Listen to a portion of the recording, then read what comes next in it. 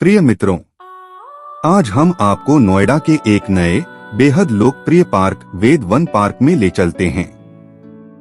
यह अपनी प्राकृतिक सुंदरता, ऋषि गुरुओं की अतीत की भारतीय सभ्यता और सबसे आधुनिक वाटर लेजर शो दिखाने के लिए जाना जाता है। वेद वन पार्क भारत का पहला वैदिक थीम पार्क नोएडा में स्थित है। यह 50,000 से अधिक पौधों का घर है, जिनका उल्लेख वैदिक साहित्य में भी मिलता है, जो शहर के बीच में एक शांत वातावरण प्रदान करता है। पार्क में विभिन्न प्रकार के फूलों वाले पौधों और पेड़ों से सुसज्जित लॉन हैं, जो एक जीवंत और रंगीन वातावरण बनाते हैं। पार्क में घूमने के रास्ते घुमावदार हैं, जो इसे सुबह की सैर करने वालों और जॉगर्स के लिए एक लोकप्रिय स्थान बनाता है। यह अविश्वसनीय पार्क भारतीय संस्कृति, प्राकृतिक सुंदरता और मनोरंजन का एक भव्य मिश्रण है। इस पार्क में आप एक ही समय में प्रकृति और इतिहास का एक साथ अनुभव कर सकते हैं। आइए जानें कि वैदिक पार्क भारत में देखने लायक जगहों में से एक क्यों है। पार्क की थीम में भारतीय वेदों जैसे ऋग्वेद, अथर्ववेद, यजुर्वेद और सामवेद के अंश हैं। वेद वन पार्क भारत का पहला वैदिक थीम पार्क है, जो नोएडा सेक्टर 78 में स्थित है। इसका उद्घाटन फरवरी 2023 में उत्तर प्रदेश के मुख्यमंत्री योगी आदित्यनाथ ने किया था। यह पार्क 100 एकड़ क्षेत्र में फैला हुआ है। जिस क्षेत्र में आज पार्क खड़ा है, उसे पहले कचरा यार्ड के रूप में उपयोग किया जाता था। बाद में इसे निर्माण के अनुकूल बनाने के लिए मिट्टी का संपीड़न किया गया। पार्क को 7 क्षेत्रों में विभाजित किया गया है और सभी का नाम प्रसिद्ध वैदिक ऋषियों कश्यप, भारद्वाज, गौतम, अत्रि, वशिष्ठ, विश्वामित्र और अगस्त्य के नाम पर रखा गया है। इतना ही नहीं, यहाँ भारतीय ऋषि मुनियों के बारे में भी पर्याप्त जानकारी मौजूद है। आगंतुकों को पार्क के अंदर पवित्र ग्रंथ भी प्रदर्शित मिलेंगे। आगंतुकों को शिक्षित और मनोरंजन करने के लिए पार्क में एक वैदिक थीम वाला लेजर शो भी आयोजित किया जाएगा। पार्क की दीवारें वेदों के दृश्यों को दर्शाती हैं। पार्क के अंदर 50,000 से अधिक पौधे लगाए गए हैं, जिनमें कल्प वृक्ष, नीम और बरगद सहित अन्य पौधे शामिल हैं। इन सभी पौधों का उल्लेख वैदिक साहित्य में किया गया है। पार्क में एक सौर ऊर्जा से प्रकाशित एम्फी थिएटर और आउटडोर जिम भी है। वेदवन पार्क के प्रमुख आकर्षणों में से एक इसका जल निकाय, एक छोटी झील या तालाब है, जो पार्क की सुंदरता और शांति को बढ़ाता है। इस जल क्षेत्र में अक्सर पक्षी आते हैं, जो पार्क के प्राकृतिक आकर्षण को बढ़ाता है। बेंचों को रणनीतिक रूप से पानी के पास रखा गया है, जिससे आगंतुक बैठ सकते हैं और शांतिपूर्ण वातावरण का आनंद ले सकते हैं। पार्क में बच्चों के लिए एक समर्पित खेल क्षेत्र भी शामिल है, जो झूले, स्लाइड और अन्य खेल उपकरणों से सुसज्जित है, जो इसे परिवार के अनुकूल गंतव्य बनाता है। इसके अतिरिक्त यह अक्सर योग सत्र और अन्य सामुदायिक गतिविधियों की मेजबानी करता है, जिससे नोएडा के निवासियों के बीच समुदाय की भावना को बढ़ावा मिलता है। इस वीडियो के अगले भाग में शानदार वाटर लेजर शो देखना न भूलें। यह आपकी आंखों के लिए एक सौगात और बेहतरीन मनोरंजन है।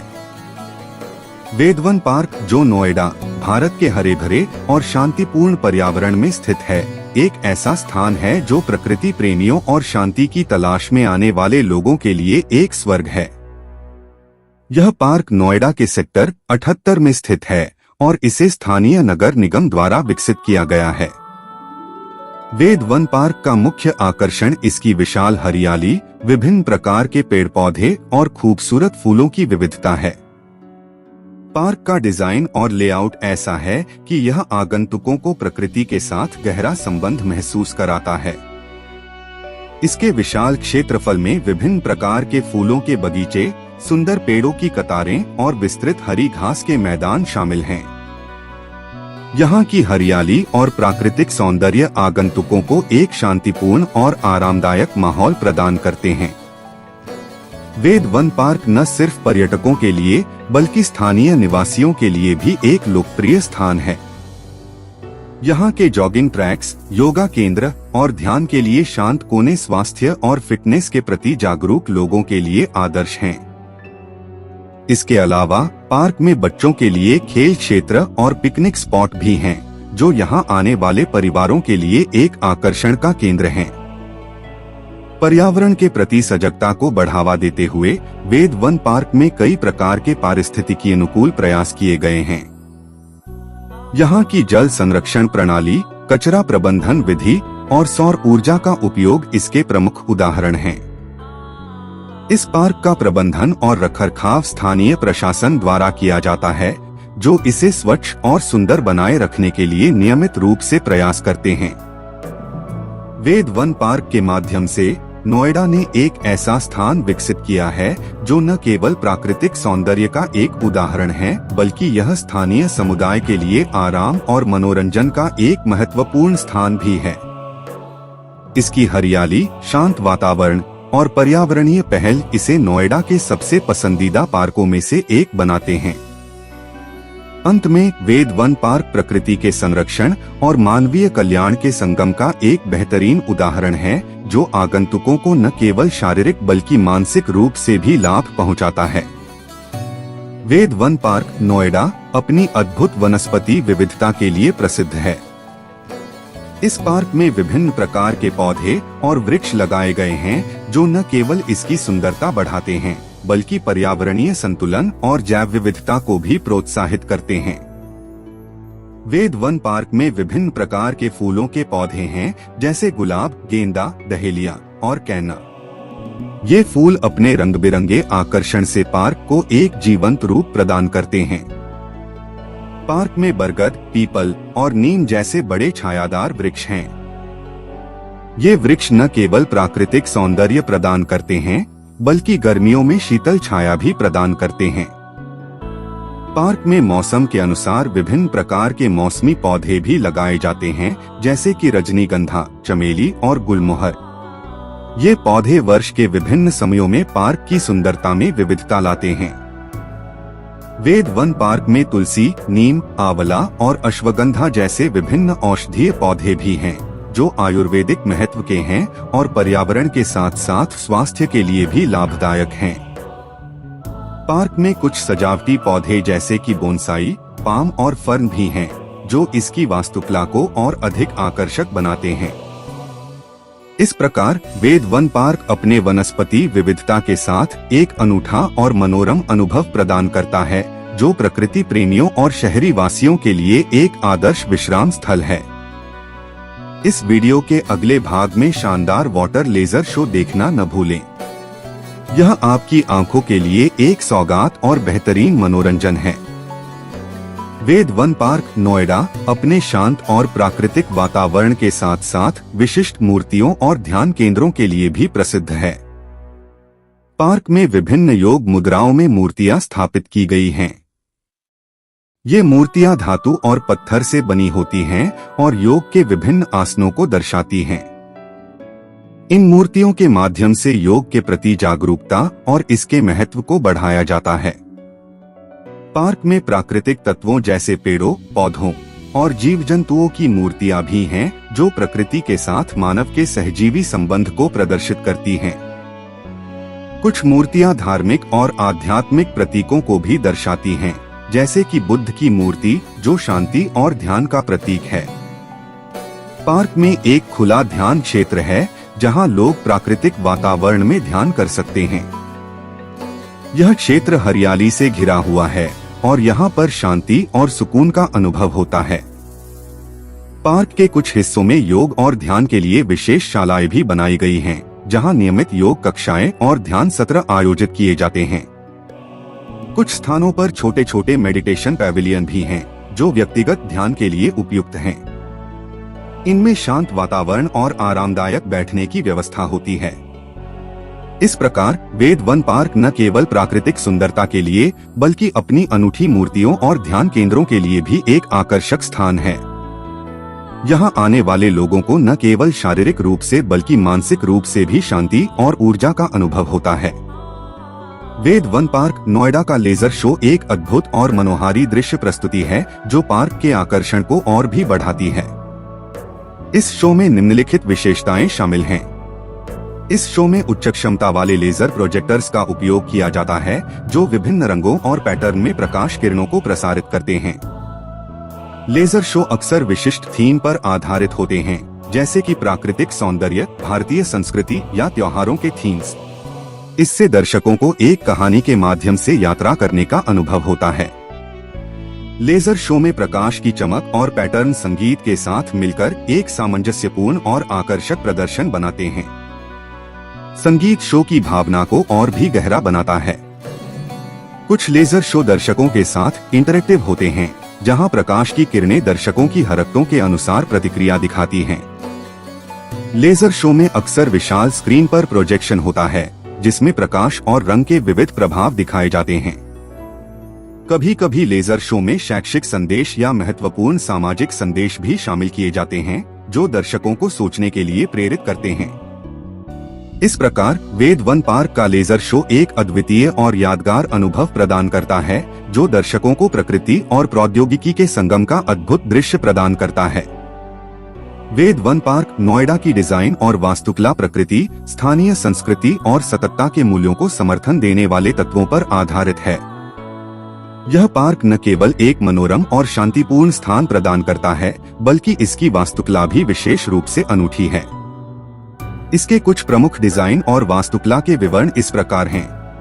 पार्क का डिजाइन पर्यावरण के अनुकूल है, जिसमें प्राकृतिक लैंडस्केपिंग का भरपूर उपयोग है। इसमें विभिन्न प्रकार के पेड़ पौधे, वाटर बॉडीज और खुले हरे लॉन शामिल हैं, जो शहरी क्षेत्र में प्राकृतिक वातावरण की अनुभूति प्रदान करते हैं। पार्क में भारतीय प्राचीन वास्तुकला के तत्वों का समावेश है, जैसे कि झरोखे, गुंबद और पारंपरिक नक्काशी। ये तत्व पार्क को एक ऐतिहासिक और सांस्कृतिक अनुभव प्रदान करते हैं। पार्क की वास्तुकला में आधुनिक और पारंपरिक डिजाइन तत्वों का एक अनूठा मिश्रण है। इसमें आधुनिक सामग्री और तकनीकों का उपयोग करते हुए पारंपरिक भारतीय डिजाइनों की नकल की गई है। पार्क में जल तत्वों का प्रमुख स्थान है, जैसे कि छोटे तालाब और फव्वारे, जो न केवल सौंदर्य बढ़ाते हैं, बल्कि एक शांतिपूर्ण और ध्यान लगाने योग्य वातावरण भी बनाते हैं। पार्क के भीतर विभिन्न संरचनात्मक विशेषताएं हैं, जैसे कि पुल, छोटे चबूतरे और ध्यान केंद्र, जो इसे विशिष्ट बनाती हैं। ये संरचनाएं न केवल उपयोगी हैं, बल्कि उनका डिजाइन भी आकर्षक है। पार्क में रात के समय रोशनी का खास इंतजाम होता है, जो इसे और भी मनोहर बना देता है। रंगीन लाइट्स और लेजर शो इसकी शाम की सुंदरता को बढ़ाते हैं। इस प्रकार वेद वन पार्क की डिजाइन और वास्तुकला एक समृद्ध और बहुआयामी अनुभव प्रदान करती है, जो इसे नोएडा के प्रमुख आकर्षणों में से एक बनाती है। तो आइए अब एक अद्भुत लेजर शो का आनंद लें।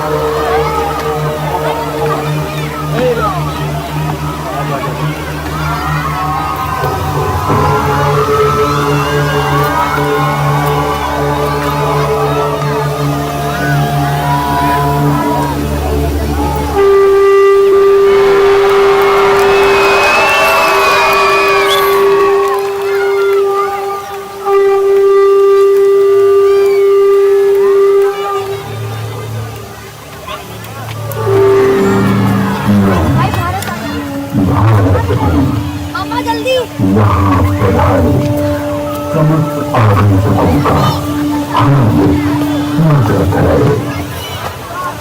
भारत में आदिकाल की विलुप्त हो रही कृषि परंपरा का पुनरुत्थान की गाथा नील वन से प्रारंभ करने की चेष्टा की गई है।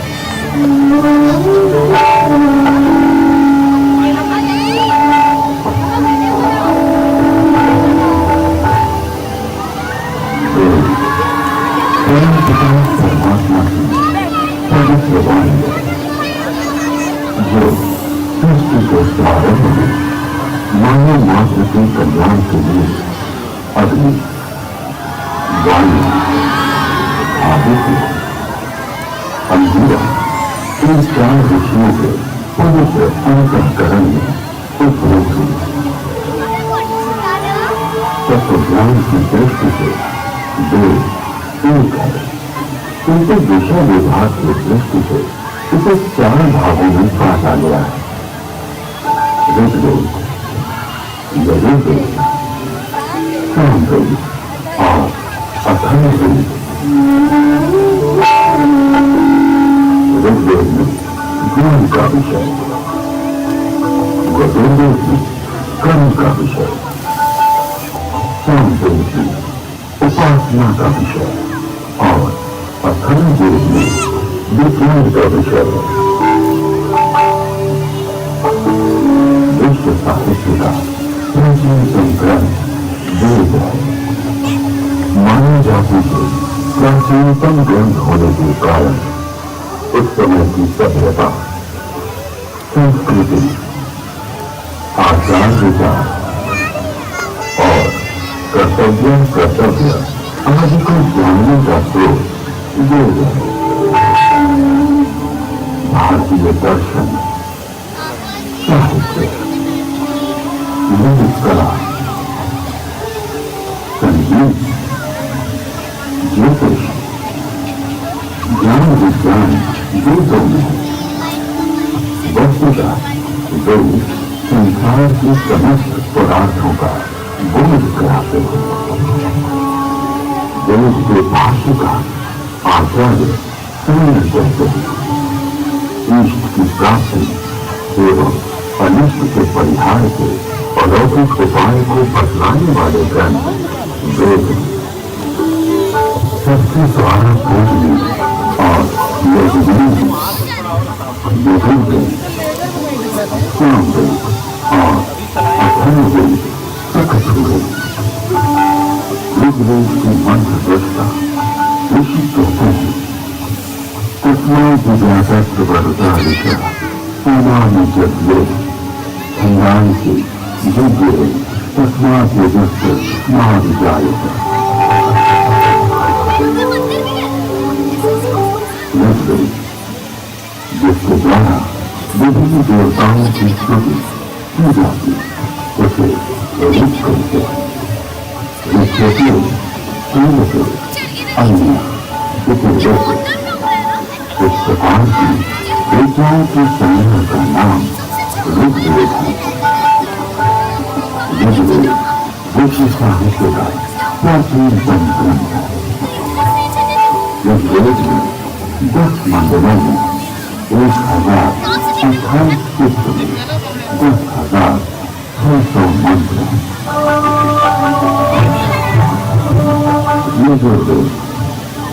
यजुर्वेद में कर्मकांड का प्राधान्य है, जिसकी समाप्ति अनेक अक्षर वाली है अथवा जो गजनी है उसे यजुष कहते हैं। बतानो यजुर्वेद के 2 भाग हैं, शुक्ल यजुर्वेद एवं कृष्ण यजुर्वेद। शुक्ल यजुर्वेद में 40 अध्यायों में 1975 मंत्र हैं। कृष्ण यजुर्वेद गद्यात्मक है। सामवेद नीति में साम है। विदेश समात्मा संगीत का मूल उद्गम सामवेद है। सामवेद के 2 भाग हैं, पूर्वार्जित एवं उत्तरार्जित। सामवेद में 1875 मंत्र हैं। अथर्ववेद अभिचार मंत्रों का ज्ञान अथर्ववेद में है। उसमें आयुर्वेद का विस्तृत विवेचन हुआ है।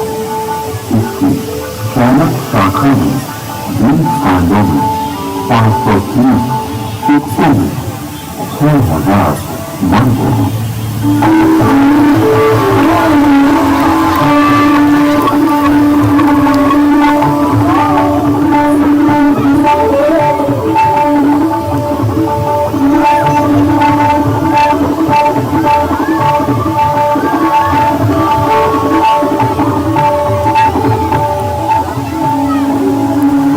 हाल में वेद श्रुति परंपरा से अक्षुण्ण हो गए। वैदिक ऋषियों ने वेदों को कंठस्थ किया और अपने शिष्यों को उसका श्रवण कराया। शिष्यों ने सुनकर वेदों को कंठस्थ किया और उन्होंने अपने शिष्यों को सुनाकर कंठस्थ कराया। इस प्रकार श्रुति परंपरा से वेद अक्षर बने रहे। वेदों में किसी भी प्रकार की मिलावट न हो सके, इसके लिए वैदिक ऋषियों ने विस्तृत पाठों का निर्माण किया। वेदों में मंत्र दृष्टा ऋषियों का उल्लेख है, जिन्होंने मंत्रों का साक्षात्कार किया। परंपरा में सप्त ऋषियों का विशेष महत्व बतलाया गया है। सप्त ऋषियों का वैशिष्ट्य उपनिषद एवं पुराण में मिलता है। ये 5 ऋषि हैं: वशिष्ठ, विश्वामित्र, जमदग्नि, भारद्वाज, अत्रि, गौतम, अगस्त्य। वेदों में अनेक ऋषिताओं का भी उल्लेख है।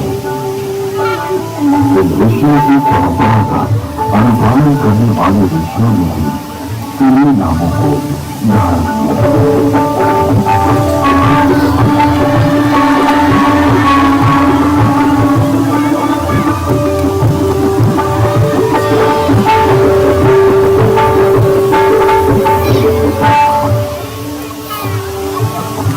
आज विश्व में जिन आविष्कारों का श्रेय पाश्चात्य जगत द्वारा लिया गया है, उसे हमारे प्राचीन ऋषियों द्वारा तथ्य सहित हजारों वर्ष पूर्व प्रमाण सहित वेदों में उल्लिखित किया गया है। जैसे अगस्त्य संहिता में विद्युत उत्पादन के सूत्र लेते हैं।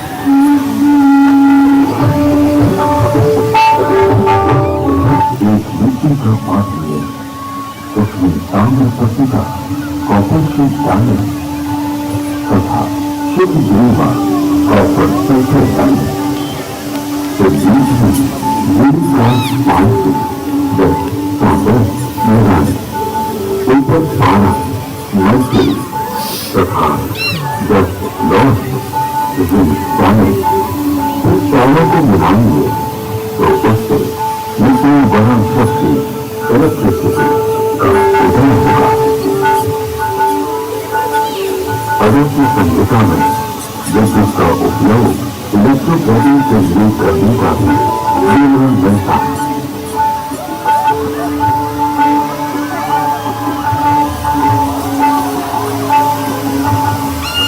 अतः अगस्त्य को उद्भवों बैटरी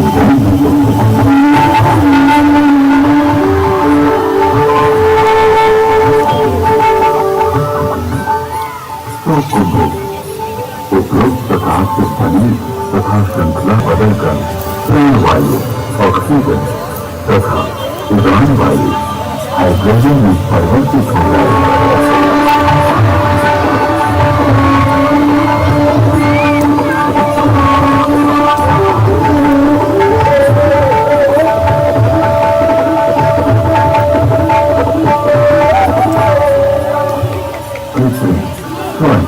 अथवा रजत के वेग को प्रकृति कहा जाता है।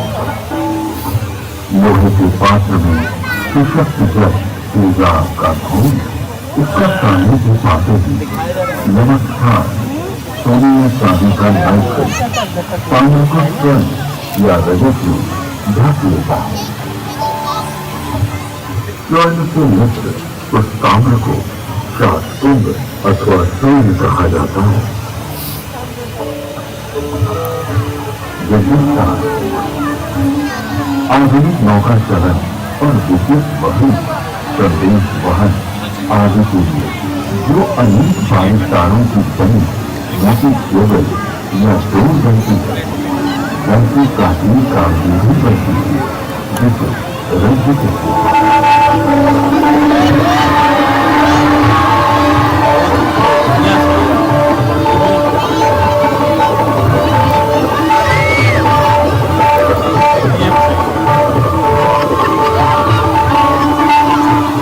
नौ तारों का सूत्र बनता है, नौ सूत्रों का एक गुण, नौ गुणों का एक पाठ, नौ पाठों से एक रश्मि और नौ आठ, सात या 6 रश्मि रश्मि मिलाकर एक रज्जु बनती है। आकाश में उड़ने वाले गर्म गुब्बारे, इसके अलावा अगस्त्य मुनि ने गुब्बारों को आकाश में उड़ाने और विमान को संचालित करने की तकनीक का भी उल्लेख किया।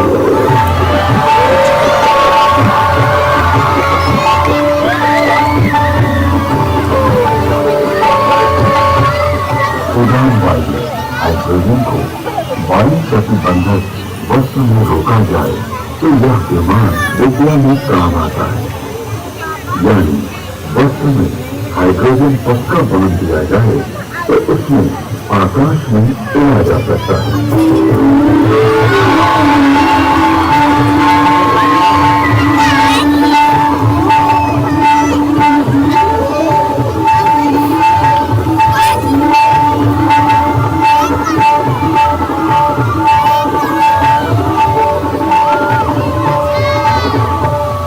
विमान वायु पर उसी तरह चलता है जैसे जल में नाव चलती है। तत्पश्चात उन काव्य पंक्तियों में गुब्बारे और आकाश छत के लिए रेशमी वस्त्र कुएं भी कहा गया, क्योंकि वह बड़ा रेशमी होता है। वायु सुरंग वस्त्र प्राचीन काल में ऐसा वस्त्र बनता था जिसमें वायु भी जा सकती थी। इस वस्त्र को बनाने के लिए अगस्त्य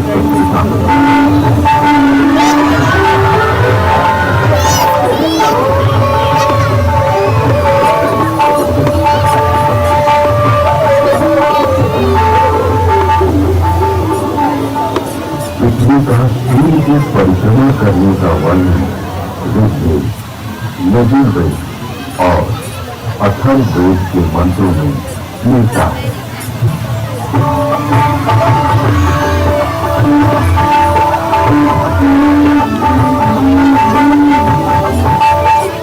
यह पृथ्वी घूमती है, अपनी माता अंतरिक्ष के सामने रहते हुए सूर्य रूपी पिता की परिक्रमा करती है।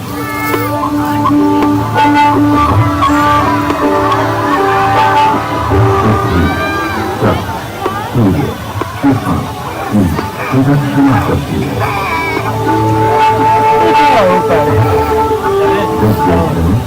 जल की उत्पत्ति यानी H2O का उल्लेख है।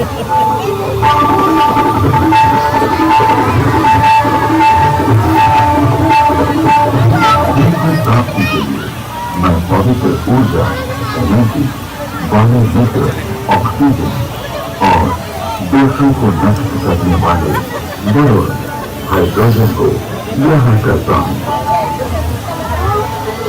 यजुर्वेद में सूर्य उच्च जल तत्व यानी हीलियम का संकेत किया गया है।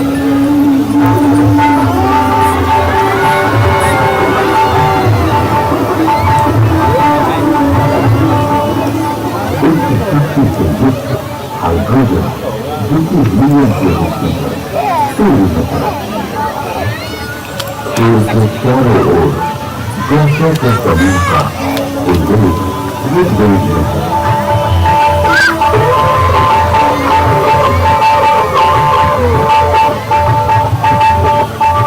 ऋग्वेद में ही सूर्य की गति और प्रकाशक होने का वर्णन है।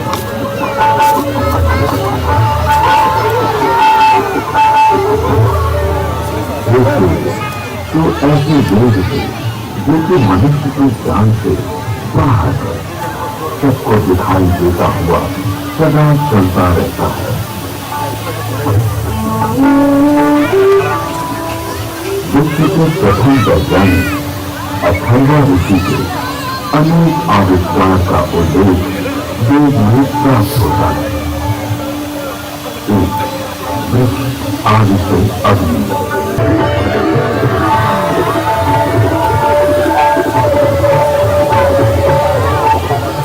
अग्नि नामक वृक्ष की लकड़ी में अग्नि,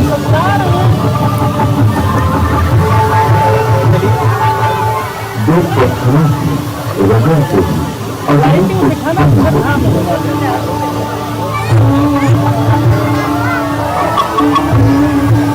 दूसरा, जल मंथन से अग्नि, हाइड्रो इलेक्ट्रिक हाइड्रो, अथर्वा ऋषि ने कैलाश के जल से मंथन शिक्षण के द्वारा जमीन विद्युत हाइड्रो का आविष्कार किया।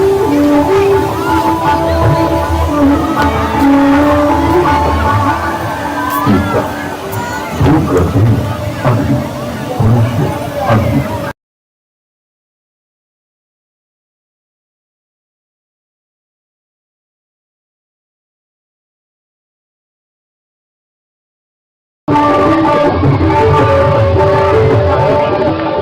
अथर्ववेद में सूर्य के पदार्थों के प्रकाशित होने अर्थात वर्ण कलर प्राप्त होने का वर्णन है।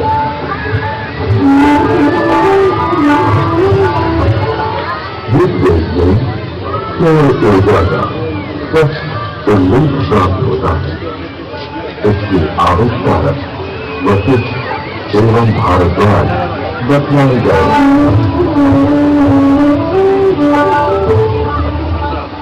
ऋग्वेद में सूर्य की घातक किरणें अल्ट्रावायलेट रेज का वर्णन है।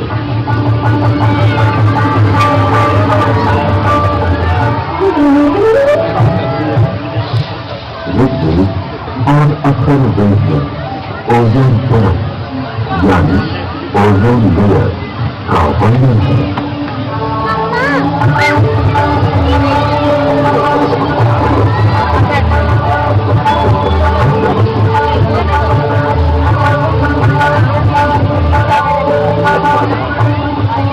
इस प्रकार शिशु की रक्षा के लिए उम्र जात के भूमि पर जमीन होती है, उसी प्रकार पृथ्वी में भी शिशु की रक्षा के लिए परमात्मा ने एक महज उम्र ओजोन परत की रचना की। ये स्थूल रूप वाला है। इसका प्रवेश स्वर्ण के समान सूर्य आभा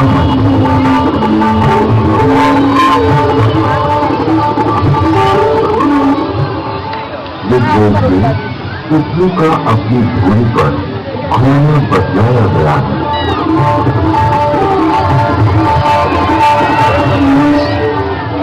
पृथ्वी की 7 परतों यानी सदा का उल्लेख ऋग्वेद में है।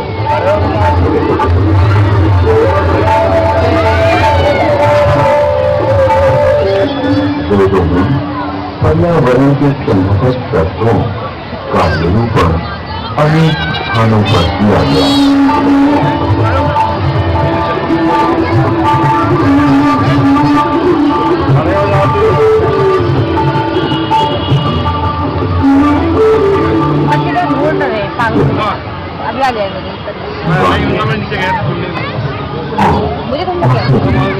वनस्पति को और मानव मात्र को प्रसन्न करते थे। अतः अंदर खंड कहा गया। इनके नाम और रूप अनेक हैं। अतः पूर्व रूपों में कहा गया। योग को ये तत्व जीवन रक्षा के लिए दिए गए।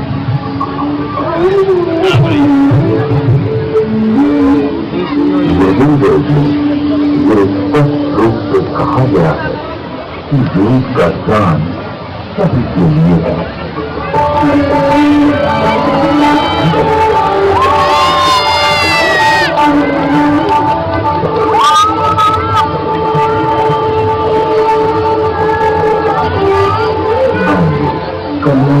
सभी वेदों की वाणी ब्रह्म सत्य वैश्य सूर्य बल्कि अति सूर्य आदि सभी लोगों के लिए देता हूं। इसलिए अपने बीच किसी को भी असमान न समझो, किंतु सभी विद्वानों के प्रिय बनने और सभी लोगों को दान देने का सदा सभी की समृद्धि की कामना करो।